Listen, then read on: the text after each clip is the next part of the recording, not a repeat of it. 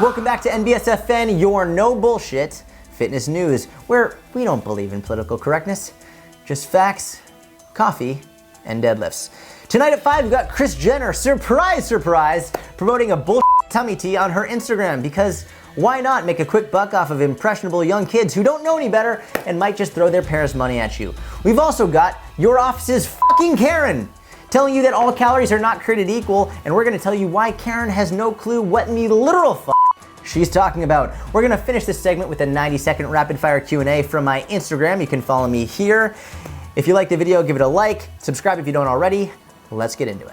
Congratulations to Kris Jenner, because her Instagram ad this week promoting Flat Tummy Co.'s Flat Tummy Teas meal replacement shakes found its way directly onto NBSFN's bullshit detector. Now, I'm gonna read you her post. You can see it just over my shoulder. You can read it for yourself, but I'm gonna read it to you because here at NBSFN, we wanna show you everything, no hiding, no nonsense, no misleading you. We're gonna give you all the information as it comes. Now, Kris Jenner wrote, and I quote, #ad, day 7 on Flat Tummy Co.'s meal replacement shakes, and I'm feeling slimmer than I have in a long time. They're 20% off at Flat Tummy Co., and there's a really good deal on Flat Tummy Tea as well. Don't miss out. Here's the deal. Number one, Kris Jenner, I have no problem with you making money. I have no issue with capitalism. I think it's great. My issue is when you are making money at the expense of others' health, be it their physical health, their mental health, their emotional health. My issue is you making money at the expense of other people. And in the fitness industry, a lot of people do this, consciously or not. I'm gonna give people the benefit of the doubt. Maybe people aren't being consciously malicious a lot of times, but this is completely irresponsible. Selling something like this, just solely using your platform to try and make a quick buck off of people, oftentimes young women who don't know better, who have no idea, and you're just telling them that this is what's going to help them burn fat and get a flat tummy, is irresponsible, reckless, and we need to call you out on it, which is why we're doing that right now. That being said, there are a lot of fitness professionals who are complaining about this, making big posts, all just smashing Kris Jenner. But let me ask you, fitness professionals, how many of you are actually making posts on a consistent basis to educate the masses on the right way to burn fat, on the right way to do it sustainably over the long term? I see a lot of fitness professionals loving to complain about Kris Jenner, but not actually putting up content every single day. There's one thing that we can do, which we can take people like Kris Jenner, take posts like this, and we can discredit them. We can show people that they're not accurate. The other way, and the best way to discredit posts like this, is to give accurate content on a daily basis. Educate people, not just tear people down, but build other people up. Give them the right education. And if you're a fitness professional and you're not doing this, you are part of the problem.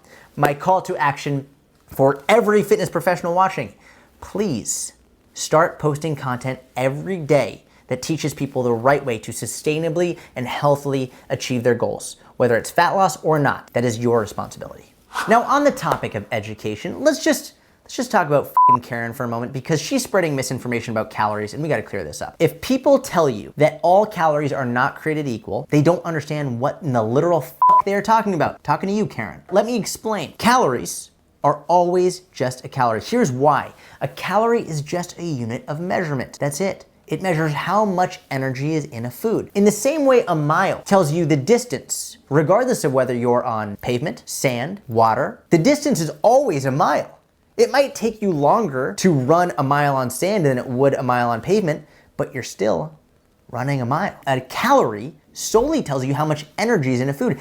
The difference is the nutrient composition. Obviously, the nutrient composition between a pizza and a cheeseburger and an apple and a treacle tart and a pumpkin pasty and a chocolate frog, they're all different nutrient compositions. The proteins, the carbs, the fats, they're all different. The vitamins, the minerals. But the calories are just telling you how much energy is in each food. Of course, there are less calories in a chocolate frog than there are in a pumpkin pasty. Of course, pumpkin pasties are filled with sugar and they're delicious. So are chocolate frogs, but higher protein. And that's the difference. It's the nutrient composition in foods that changes, that makes one food more healthy and another food less healthy. And we'll go into that more in detail in other videos and more editions in NBSFN. But here's the deal.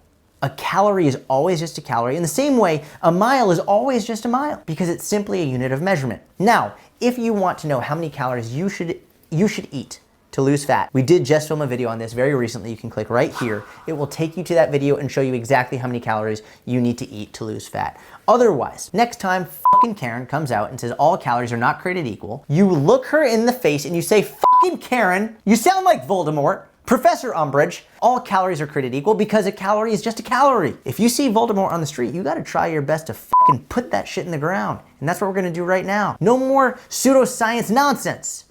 Calorie is just a calorie. It doesn't mean all foods are created equal in terms of health, in terms of nutrient composition, but it does mean all calories are created equal because a calorie, it's just a fucking calorie.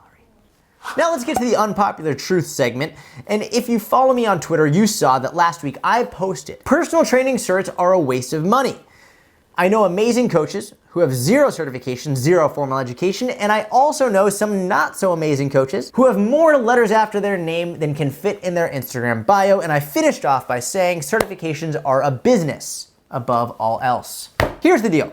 I very much stand by what I said. I agree with it mostly. I will say, and I think it's important to admit when you're wrong, someone commented saying, I think this would be a better tweet if you said certifications can be a waste of time, or can be a waste of money. I agree. Number one, thank you for correcting me. They can be, they are not definitively always a waste of time. That being said, when I'm looking at the value of a certification, I'm looking at number one, the cost. Number two, the information provided therein. And most importantly, is the information science-based? Is it up to date? Is it practically applicable? And does it help you be a better coach? And when I'm looking at this, I'm looking at the cost of investment and comparing it to other opportunities, namely internships. I have a very hard time justifying the cost and investment into a certification that you're gonna have to re-up in a year or two at an inordinate cost just to have those letters after your name relative to interning with a reputable coach. And by the way, this is coming to you from someone who's been certified and who's done internships. I have my precision nutrition certification. I have not re-upped it. I have my Westside Barbell certification, which was an amazing certification. And I've also done internships. Cressy Sports Performance, Westside Barbell.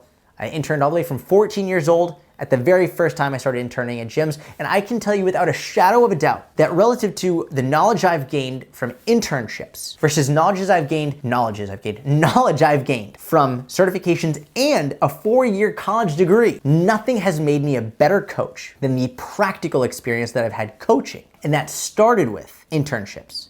Not to mention the actual benefits internships provide you in terms of getting to know other coaches and networking and meeting people, getting your opinions challenged on a daily basis, learning new things. You are put in an environment in which you are forced to become a better coach, a better critical thinker, which is what we need as coaches. We need to be forced to critically think, to challenge our opinions. Too many coaches are too dogmatic. They believe one thing, they read it in a NASM textbook and an ISSA textbook, and this is what I believe because this is what I learned in my certification. There's a lot of other opinions out there. There's a lot of things that work, and every coach says that they are not dogmatic, that they're open-minded. They're not dogmatic and they're open-minded until they're challenged, until they're given the option to not be. We very quickly find out most people are not as open-minded as they think. In fact, maybe a lot of people are pissed off seeing this, that I'm saying that certifications are overrated. Maybe that's just because that you've invested in it. You've paid money for it. You put it in your Instagram bio because you think it gives you more clout than someone who doesn't. And I'm telling you this, certifications can be a waste of time. Not always, there are some good ones out there. But if you actually want to be a better coach, if you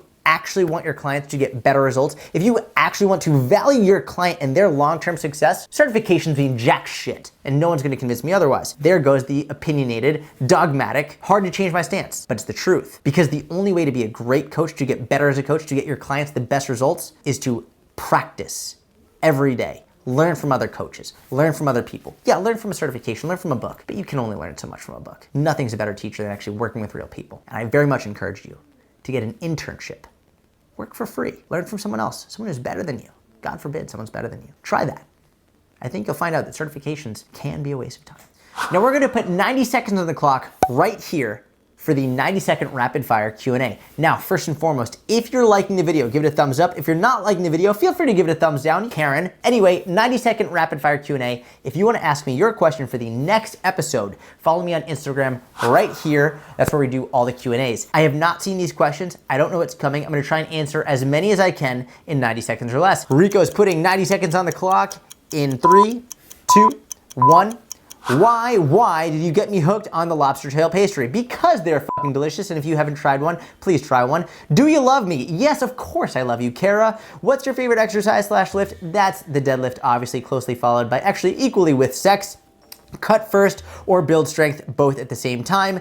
Listen, cutting and building strength, you not only can do them at the same time, you should do them at the same time. Building strength is not equivalent to building muscle. I've covered this a lot actually in a very recent video, which you can watch right here, an update on my 90-day fat loss challenge.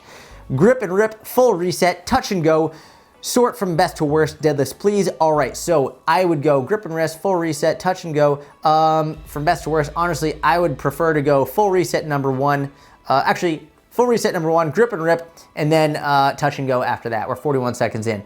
Tacos or burritos, tacos 10 times over. Most humiliating thing you've ever done in public? Oh, goodness gracious. Well, one time when I was 18 years old, I went on a hike in Israel and I decided I had to take a poop, and I did it straight from a tree. I don't know why it's the first one that came to mind, but I did it. I pooped from a tree in public, sue me.